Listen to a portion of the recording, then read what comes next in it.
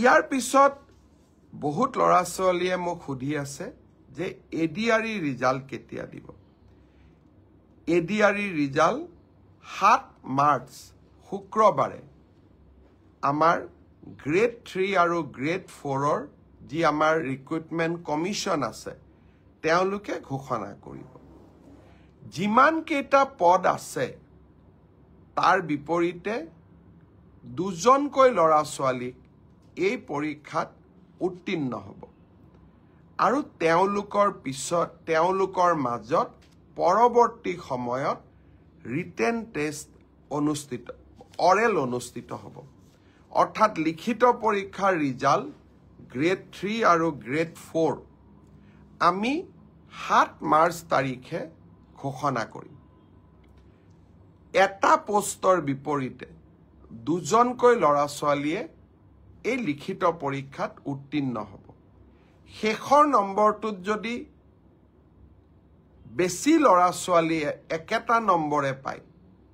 তেতিয়াহ'লে হয়তো 3000 পোষ্টৰ বিপৰীতে মই ধৰি ল'ব কৈছোঁ 6000 ল'ৰা ছোৱালী পাছ কৰিব লাগে কিন্তু একেটা নম্বৰ যদি বহু পৰীক্ষাৰ্থীয়ে লাভ কৰে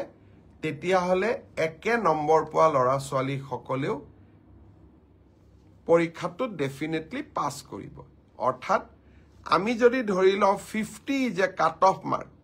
কিন্তু 50 যদি 50 জন ল'ৰাই নম্বৰ পাইছে তেতিয়াহ'লে 50 জন ল'ৰায়ে লিখিত পৰীক্ষাত পাছ কৰিব গতিকে 1:2 বুলি ক'লেও 1:2 একেবাৰে গ্ৰামাটিকেল সেন্সত নহ'ব হয়তো 2-4জন ল'ৰা ছোৱালীয়ে বেছিকৈ পাছ কৰিব এডিআৰইৰ পৰীক্ষালৈ তাৰ ৰিজাল্ট কি হ'ব তাক আপোনালোকে জানেই সেইবাবে মই যিসকলে পাছ কৰিব তেওঁলোকক অভিনন্দন জনাইছোঁ যাতে অৰেলৰ বাবে তেওঁলোক সাজু হ'ব পাৰে আৰু যিসকলে পাছ নকৰিব আমি পুনৰ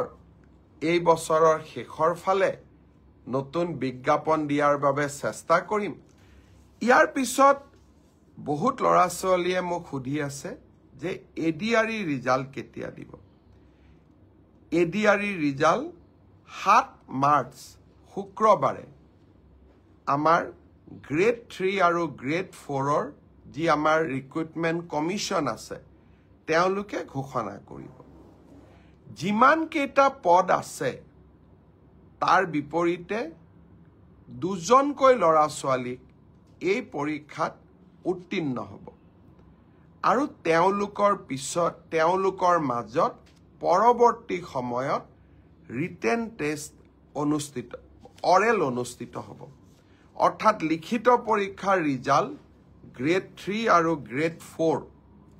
আমি 7 মাৰ্চ তাৰিখে ঘোষণা কৰিম এটা পোষ্টৰ বিপৰীতে দুজনকৈ ল'ৰা ছোৱালীয়ে এই লিখিত পৰীক্ষাত উত্তীৰ্ণ হ'ব শেষৰ নম্বৰটোত যদি বেছি ল'ৰা ছোৱালীয়ে একেটা নম্বৰে পায় তেতিয়াহ'লে হয়তো 3000 পোষ্টৰ বিপৰীতে মই ধৰি ল'ব কৈছোঁ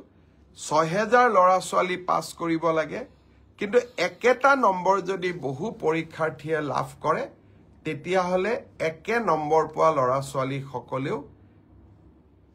পৰীক্ষাটোত ডেফিনেটলি পাছ কৰিব অৰ্থাৎ আমি যদি ধৰি লওঁ 50 is a cut off mark কিন্তু 50 যদি 50 জন ল'ৰাই নম্বৰ পাইছে তেতিয়াহ'লে 50 জন ল'ৰায়ে লিখিত পৰীক্ষাত পাছ কৰিব গতিকে 1:2 বুলি ক'লেও 1:2 একেবাৰে গ্ৰামাটিকেল সেন্সত নহ'ব হয়তো 2-4জন ল'ৰা ছোৱালীয়ে বেছিকৈ পাছ কৰিব এডিআৰইৰ পৰীক্ষালৈ তাৰ ৰিজাল্ট কি হ'ব তাক আপোনালোকে জানেই সেইবাবে মই যিসকলে পাছ কৰিব তেওঁলোকক অভিনন্দন জনাইছোঁ যাতে অৰেলৰ বাবে তেওঁলোক সাজু হ'ব পাৰে আৰু যিসকলে পাছ নকৰিব আমি পুনৰ এই বছৰৰ শেষৰ ফালে নতুন বিজ্ঞাপন দিয়াৰ বাবে চেষ্টা কৰিম